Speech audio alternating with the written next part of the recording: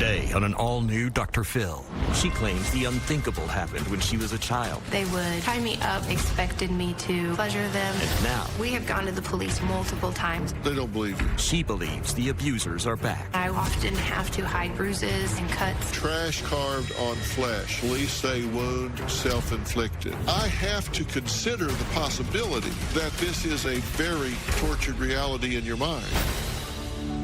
Let's do it. Good show, everybody. Here we go. This is a safe place to talk about hard things. Stand by. We'll count you down. Today's going to be a changing day in your life. 5, 4. I am not giving up on you.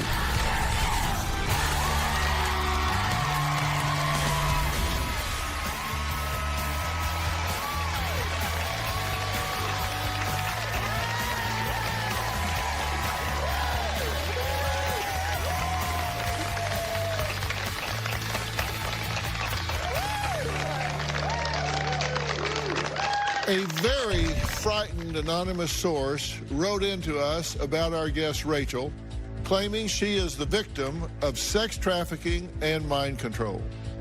Now, the source asked us to please help this young mother. So we reached out to Rachel, who told us she has to be locked inside her bedroom at night for protection and can never be left alone. She claims she has lived a life of constant fear and abuse since she was 9 years old and is still mysteriously triggered, controlled, and violated to this very day. We moved to a new town when I was 9 years old. One of the first people that I met was a male in my community. He would make comments about how I looked and that I was beautiful, and he made me feel special. I remember that I went to his house. The next time that I talked to him, he pulled out a folder of pictures of kids, and they didn't have any clothes on. He mentioned that this is how God made these children and that they're beautiful, and he thinks I'm more beautiful than these kids. He let me kind of hide myself under a sheet and take my clothes off. Towards the end, I told him if he wanted me to, I would take my underwear off. And he acted extremely happy, and so I did. He always said to me was, I could never tell anybody about this stuff because if I did, he would lose his wife, he would lose his job, and I didn't want to hurt him. One of the next times that I went to his house, he wanted to teach me what making love was. He started to touch me and take my clothes off, and I remember it hurting really bad. When it was done, he told me that I now belong to him. There was a point that when I went there, he had another guy there, and this time he was telling me I was supposed to make love to this guy. I was not okay with this at all, and he dragged me over to where his kitchen was, and he pulled out a knife, and he told me, I will make love to this man. So I did what he said. We continued in this manner for about a year before things got even worse. I remember being taken to a small white house. He brought other men in, and it seemed like each one had a different fetish of some sort. They would tie me up to these poles to where I couldn't move. So a lot of the abuse that they did had a lot to do with scripture, and this was my purpose in life. One guy in particular, he would hurt me with crosses and would often even refer to himself as Jesus. They had people dress up as if they were God and would tell me that I needed to worship him in awful ways.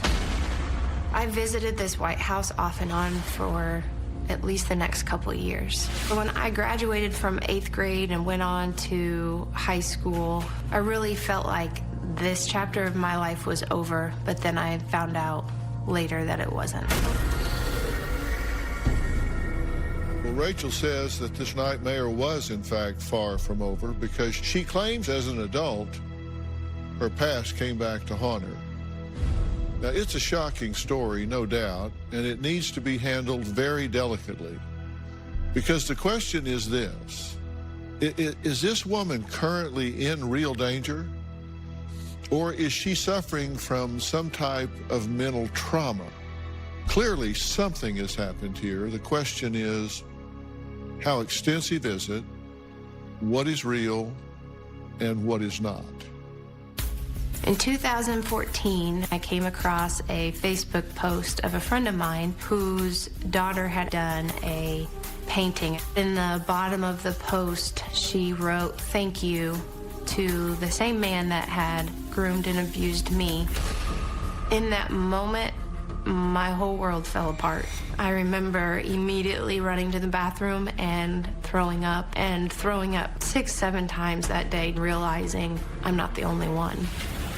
I needed to make some sort of a report. This was manipulation and a mastermind hurting a child. Another couple weeks later, a truck pulled up behind me and he motioned for me to pull over, and I did. They had me get out of the car, and on the side of the road, they took turns raping me and kicking me and spitting on me and telling me that I'm ugly and disgusting and trash and that I'm not going to talk ever again. And they left me there in the dirt on the side of the road and drove off. My husband told me we either need to press charges or we need to move. And so I was too scared to press charges, so we moved. Around June of 2015, he showed up at my house. He explained to me that there would be some men that would show up, and when I heard the revving of engines, then I was supposed to leave my house, and they would drive me to a hotel, and there would be people there. They expected me to pleasure them, and so that's exactly what happened. When the revving engines happened, I left the house. In my head, I was also to the point where I thought it was best for the safety of my family. This went on for at least another year. Probably 2 nights out of the week I would go, and I would often have to hide bruises and cuts and things from my husband. In 2018, there was an incident where a man showed up to my house and he broke through a window, and immediately a shadowy figure came towards me and beat the crap out of me and proceeded to take out a knife and carve the word trash into my stomach. These men have continued to harass me, harass my family with messages and with showing up and occasionally hurting me as well. We have gone to the police multiple times about the assaults, and they believe that I am mentally ill and have made this all in my head. I've continued in this nightmare since I was 9 years old, and it continues until this day.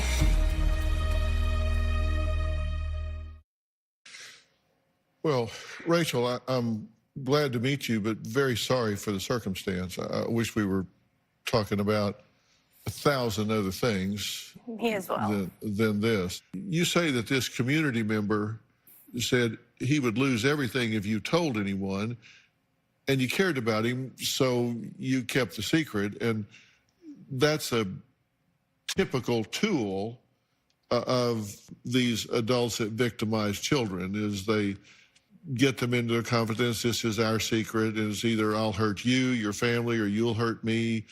And so they put a big guilt burden on the child at the time, and that's what was done with you, correct? He was a master at it, you know. He did everything grooming-wise. And as I have gotten older, you feel guilt because you fell for the tricks, but I've had to remind myself, I was 9 years old and he was a master at what he did. I didn't have a chance.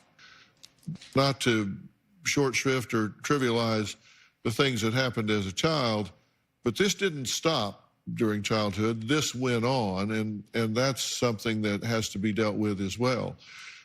Coming up, Rachel says her husband, he's done everything he can to help her. He's left his job. He's moved the family multiple times, bought a new car to try and keep her safe. We're going to meet him and talk about that next.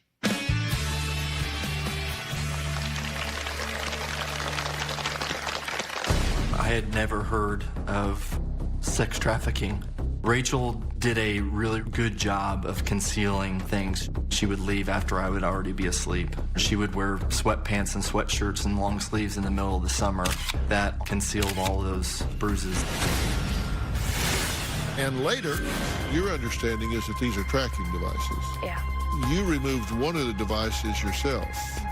That had to hurt.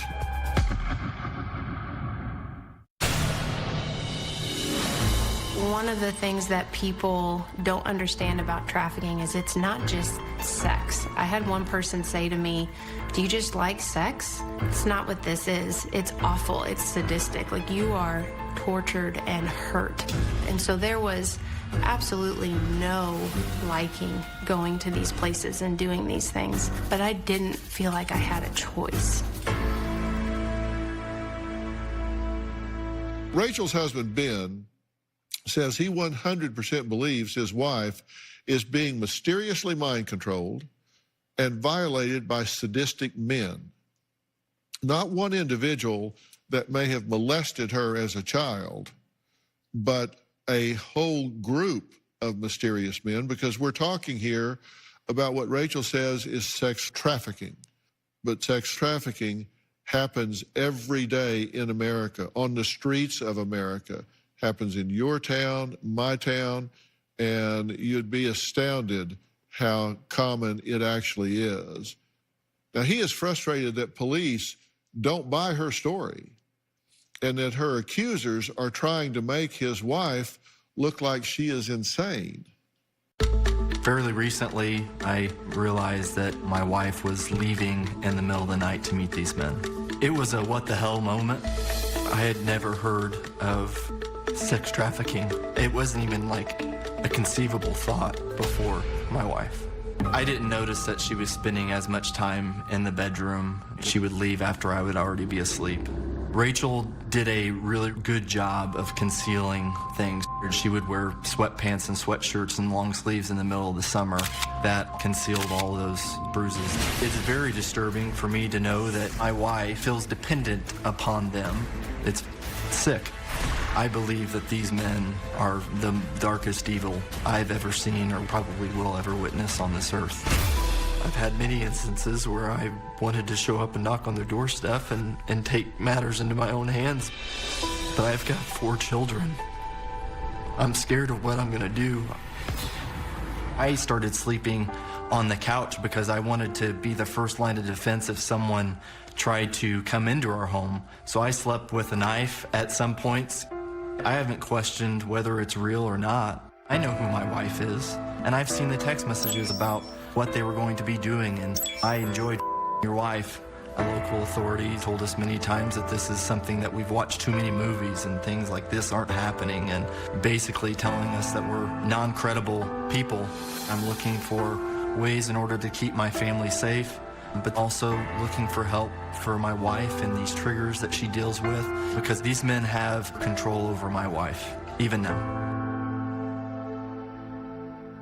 Well, Ben, good to meet you, and again, sorry for the circumstance. Yep. So I'm curious, have you ever been personally threatened? Have any of these men ever talked to you? I've received text messages from... But I mean personally? I have not personally. Because text messaging can come from anywhere. Correct. We know that. But have you ever talked to any of these men and been threatened by any of them? Personally, I have not. Okay, and you say that you think that this started with a call that Rachel made to the Department of Child and Family Services to report this community member for grooming a young girl, and that triggered retaliation and that sort of thing. Correct. Now, you say that in June of 2015, you were contacted by your original abuser, came to your house after you having moved how many times? At that point, 2.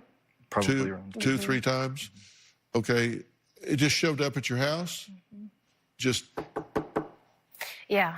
And there he stands. Yeah, I mean, he used a sad sob story of, I want out of this ring. I don't want to be a part of it anymore. But he said he needed a certain amount of money. He needed my help. And I still struggled with that, okay, maybe he's made some mistakes. I have to do what he says. And there was just, I mean, it was a conflict of a 9-year-old. It was a conflict of, I know who's out there and I know what could happen to my family. And then there was just a feeling of, well, there's no choice. He tells her, okay, you're going to hear some engines revving out in front of the house. And when you hear those, that's your cue to come out. So you could hear the engines rev. I could hear it. And you didn't hear it. I didn't hear it. I'm pretty sound sleeper. If I go to sleep, I'm really asleep. But at some point, you realize, because she told you what was going on. Because at that point, wouldn't you sleep in front of the front door? Wouldn't you sleep with a shotgun? Wouldn't you do something? I mean, have police on speed dial do something to keep it from happening? So we went and we got a security system, and it was something to where we thought that just added another layer of security. What about the cameras? Did you see her leaving on the cameras? Just stop. Just hang on, Levi. What do you think you're videotaping here? What do you see? It was not uncommon for this type of thing to happen all of the time.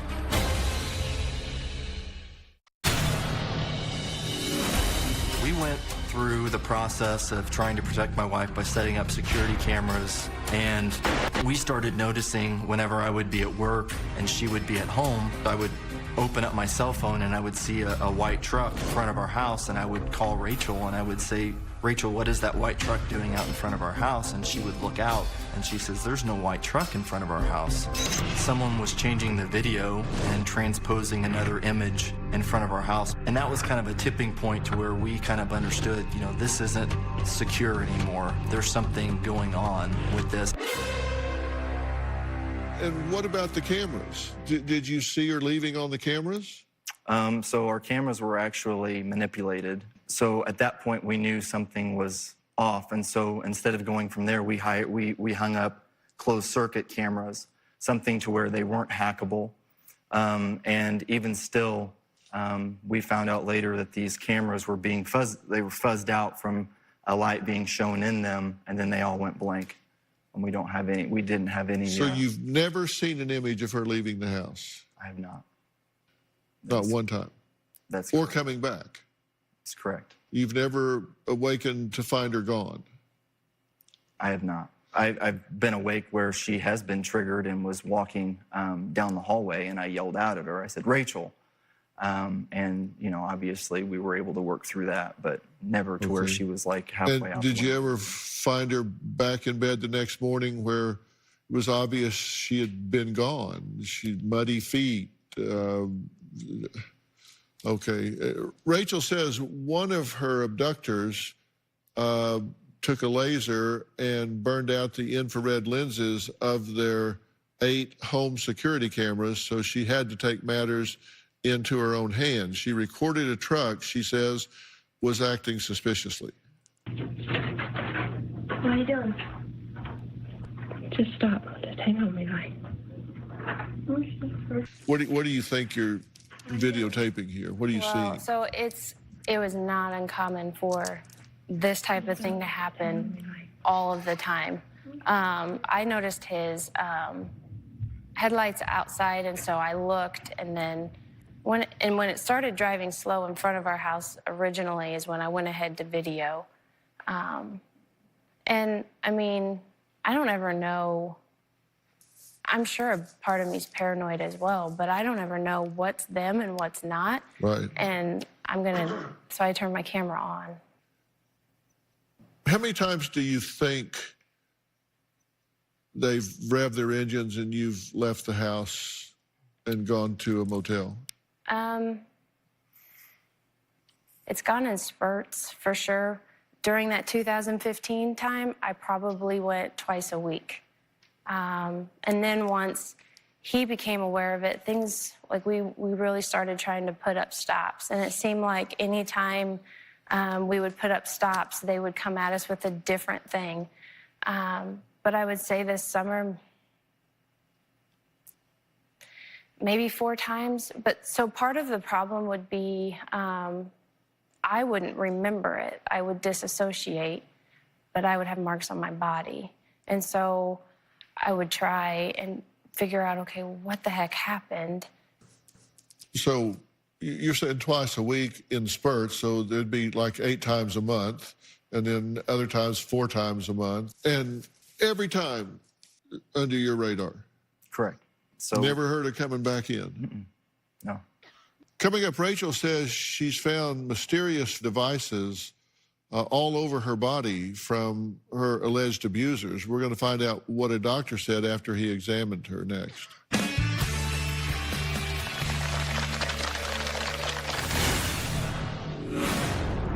There was a point where I felt something hard under my skin on my leg, and we started to wonder, okay, maybe there's a tracking device of some sort. We had heard that that can be something traffickers do.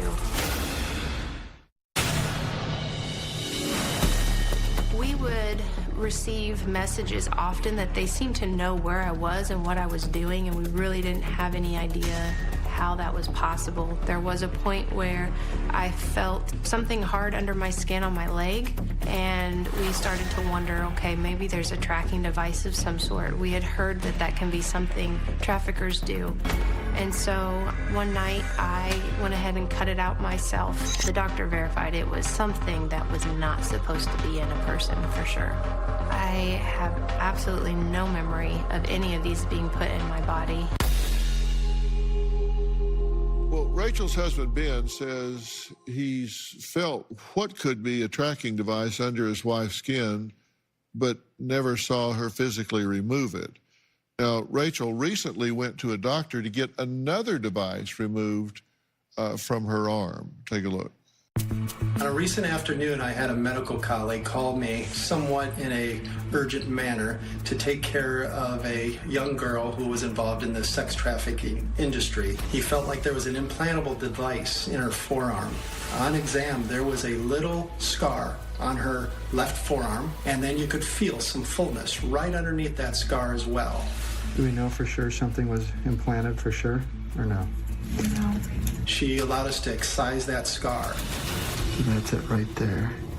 It's encapsulated, which means your body just kind of walls it off with scar tissue. It was definitely not normal. There it is, right there. That is not tissue. That's definitely not normal. We went ahead and removed it. We checked the rest of that wound, and it was a lot smaller than the other device she had removed. Smaller than the other one. So that feels firm, but I don't see like a metallic fragment.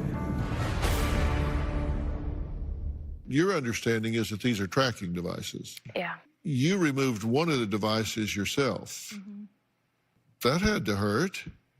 Not when you're completely numb at that point. Not necessarily like I numbed myself, but just numb.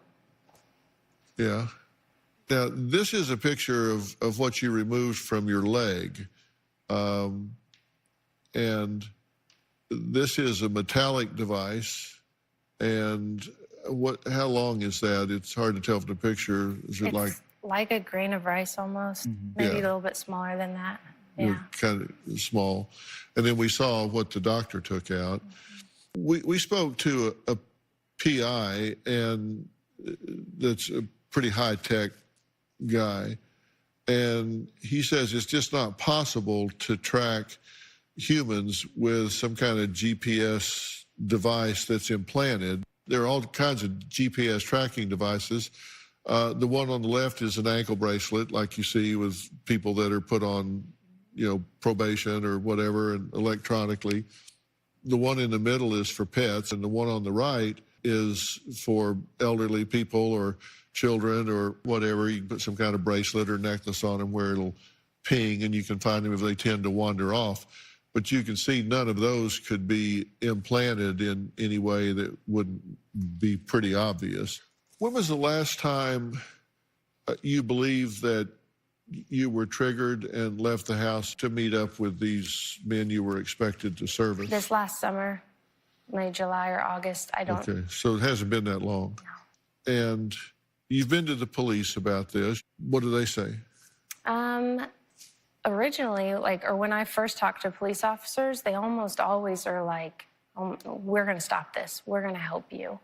And then within a day or two, either they don't call us back anymore, or they'll tell me, I'm sorry, we can't help you. They don't believe you. They don't believe me, no. They don't believe you. These are some of the police reports that have been filed. Front porch break-in, hand injured, security footage didn't show anything. 12/20/17, a community member says falsely accused by Rachel, RE controlling a sex ring. February 9th, 18, break-in, attack, hand cut, trash carved on flesh. Neighbors hear no struggle. Police say wound self-inflicted. So there's nothing in there where they say this family is under attack, this woman is being victimized. Rachel's church friend sent us some upsetting images she received of a woman she thought was Rachel. So we're going to tell you what our team found out, and we'll talk about that next.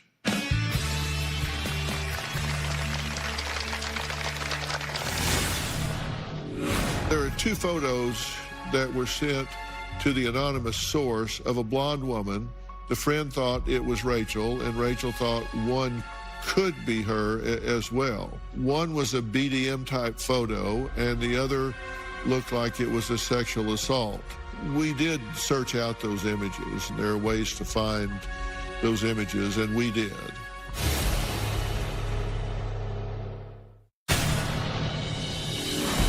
This situation has affected our level of intimacy totally. My wife is a beautiful woman, and being able to want to share that with her, you can't. Initially, I felt like I was re-traumatizing my wife anytime that we would be intimate together. At this point, I've left that decision up to her, and I'm ready whenever she is.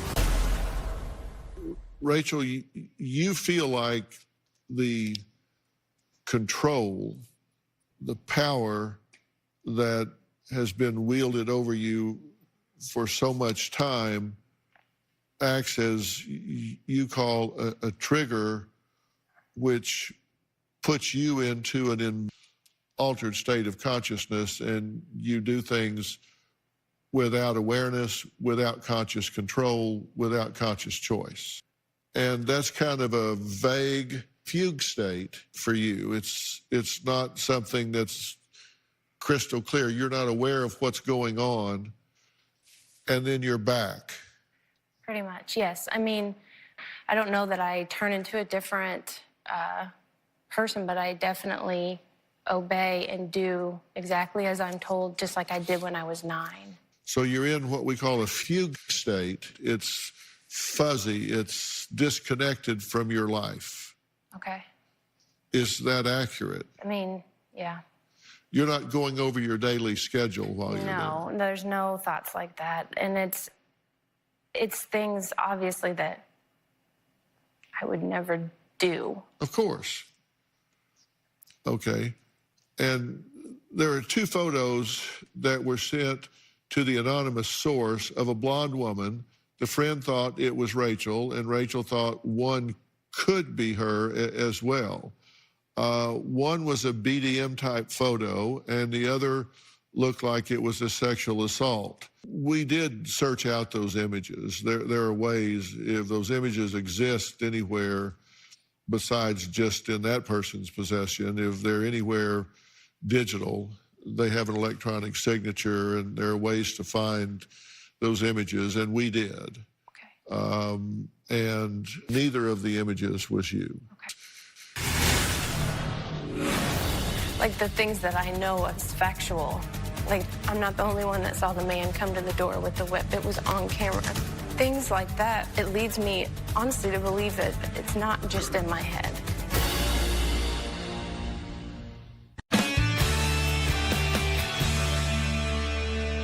This is one consideration that you have to make.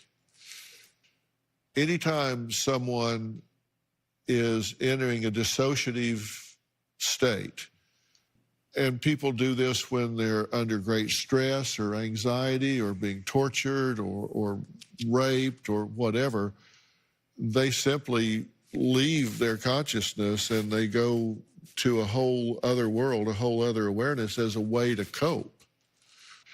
And the fact that you are in that state, you really don't know what happened. Right. But there is the possibility that this is a very tortured reality in your mind, but not in the real world. It is a possibility that no one is revving their engine. You're not leaving the front door. You're not getting in this car. You're not going to a motel or another location, being violated and coming back home and getting in bed, but in a tortured, nightmarish existence brought on by things that clearly, in my view, happened to you in an earlier time in your life, is a reality that you're experiencing the same as if it did happen. And I understand that wholeheartedly, but I also, the things that other people have seen and it... For example, I took away all ways of communicating, the cell phone and things like that, all computer, internet, everything like that. And there were still messages coming through. Listen, I'm not saying this didn't happen. Correct. I'm saying you have to consider that the absence of objective corroborating information on your behalf in all of this time, you have to consider that this could be happening in a very tortured reality for her that doesn't make it any easier for her. Because let me tell you, for her, it's the same as if it is actually happening. And I'm not saying it's not. And I'm not saying it, for your experience, it doesn't really matter. Because for you, it's the same whether it's happening or whether you are experiencing it mentally from the scars that are left from before. And that sounds so strange to you because it's so real to you. I'm not believing you. From a psychological standpoint, I have to consider the possibility that this is all happening in a very tortured reality in your mind. And if that's true, it's honestly as torturous and real as if it's happening in actuality. Like the things that I know as factual, I don't know, like I mean, I'm not the only one that saw the man come to the door with the whip. It was on camera. Things like that, it leads me, honestly, to believe that it's not just in my head. And you know what? It could be some of both, because you could be getting harassed by the people that did victimize you that you've tried to hold to account. Yeah. And they could be harassing you. But somebody putting something up on the internet is different than you leaving your house at night and going and meeting a bunch of men to be raped at night. I'm just saying, if you really want to unlock this mystery, you have to be fully open to considering the possibility that you could hold the key to stopping that part of this experience for you. And you have to be open to that possibility as well. I want you to know, I hear you. I get you. Something's happened to you along the way. And what you're talking about as a child, there's a whole different ring to it than the other part of this. Because whatever this story turns out to be, you deserve help with healing those wounds, because you weren't believed as a child. But I believe you now, and I want to help you heal those wounds. Thank you. And I think that's a place to start, and then be open-minded about the other. And that doesn't mean there's not real-world harassment in here as well. We'll be right back.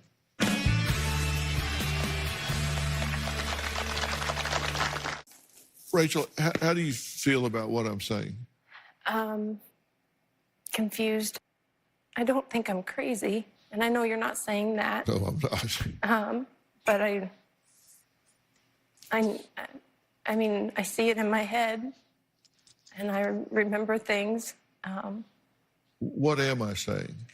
That there's a chance that because of the trauma that I've had as a kid, that dissociative state could be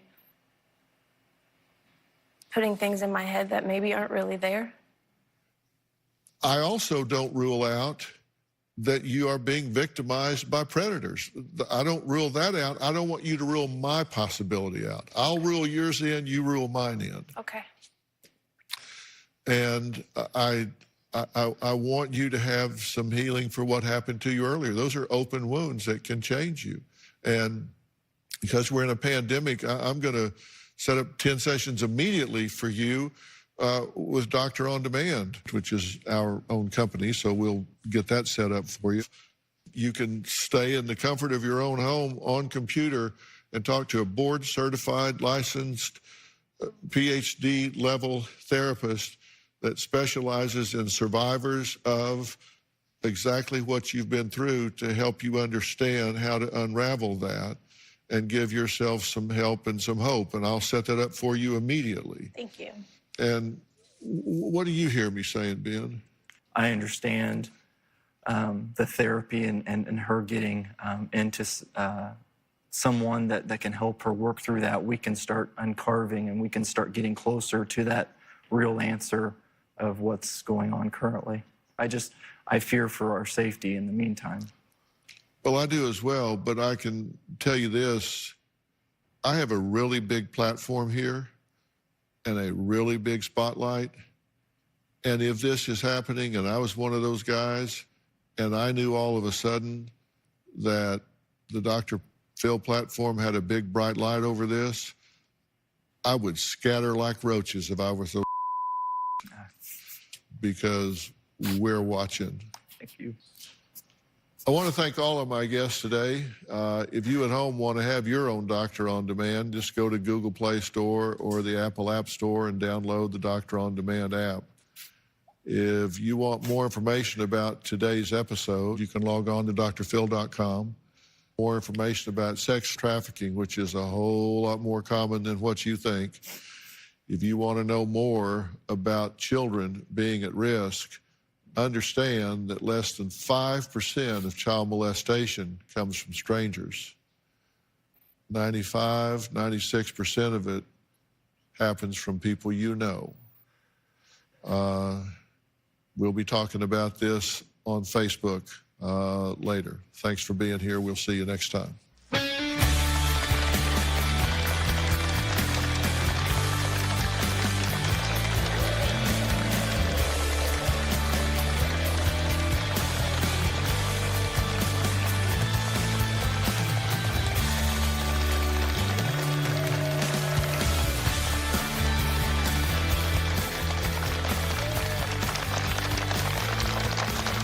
I think everything you said was perfect and very accurate. And thank God she's here, and thank God her husband is here, because I think they needed to hear it. I think when they leave here and they settle down, they're going to see everything you said is just what they needed to hear. Well, I just hope she'll be open-minded about it. I think she will. I think she will. I think when they walk out of here and they're alone together, they're going to hear everything and they're going to know you're right. Well, I just hope they're not so defensive about it. We're set anytime. So sad. All right, let's think about that.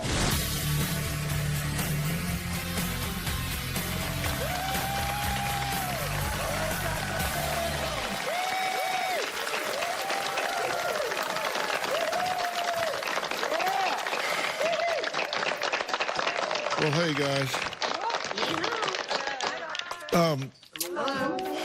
I wanted to come out and chat with you guys about this a little bit, because I know it's a heavy topic. I know it's a hard topic. My number one concern going in is I think it's terrible if you ever don't believe a victim. But there is a point where the story becomes so fantastical and so conspiratorial and many-sided that there are opportunities to confirm, and if nothing comes up to confirm it, that you've got to start saying, what are the alternative explanations? It's the scientific principle of Occam's razor or the principle of parsimony. The simplest explanation of a phenomenon is more often the best. And I realize that perception is reality. If people believe something, it's reality to them. Do you think it's on purpose, or do you think it's a tortured reality? Trauma response, tortured reality. Like blacking out. Trauma. Yeah, I do think it's trauma-induced. Guys, thank you so much. Got to run.